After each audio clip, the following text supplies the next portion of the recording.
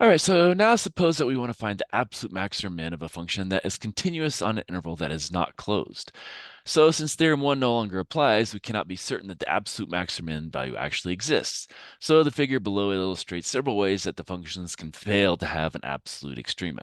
So we have these horizontal asymptotes. We never reach that value, but we get close. And so here, there's not going to be any extrema on from negative infinity to positive infinity. Okay. Same thing here. We have no endpoints. They're not actual endpoints. They're open circles. And so there's not going to be an actual extrema between 1 and 2. Again, open intervals here. And here, we have vertical asymptotes now. And so we're not going to have absolute min or max because this is just going to go up to infinity. This is going to go down to infinity. And so we're not going to have any extremes there. So now we're going to look at second derivative and extrema.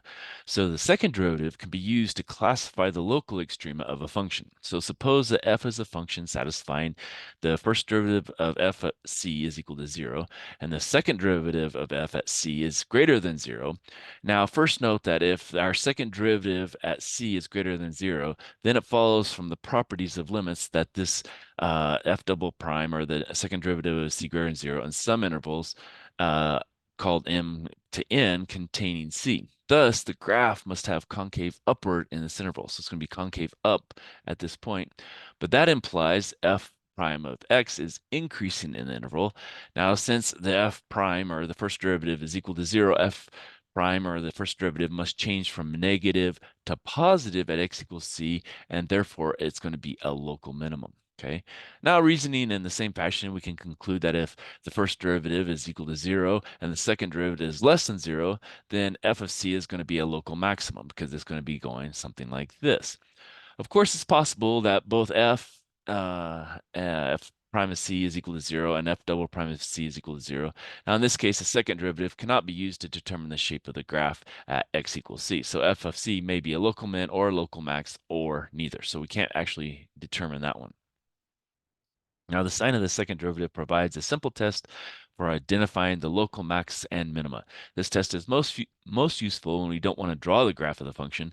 If we're interested in drawing the graph and we have already constructed the sign chart for the first derivative, then the first derivative test can be used to identify the local extrema. So this is kind of what we're looking at here. So here, the first derivative is equal to 0. Second derivative is going to be greater than 0, and that implies we have a local minimum. So here, first is less than 0, second's greater than 0, and that's equal to 0. And so that's kind of what we're going to get. We're going to have this concave, or yeah, it's concave up, and so it's going to be a local minimum. Now, this one, we're going to end up with the local maximum because this can be concave down. So our second derivative test gives us this following table, basically. So if c is a critical number of f of x, then the first derivative at c is equal to 0. And if the second derivative at c is greater than 0, then it's going to be a minimum. And so it's positive, basically. Here's our thing, what we're looking at here. Then it's going to be concave up, and we're going to get a local min. So it's going to look something like that. Now, if the second derivative at c is less than 0, hence the negative here, then it's going to be concave downward. It's going to be a local maximum, and it's going to look something like this. And if we get, both of them are 0, then we don't know, and a test doesn't apply. So that's going to be kind of a possibility that we're going to see, at some points we'll see that that's the case. Then we have to go back to our first derivative test. All right, so let's stop there, and then we'll come back with some examples.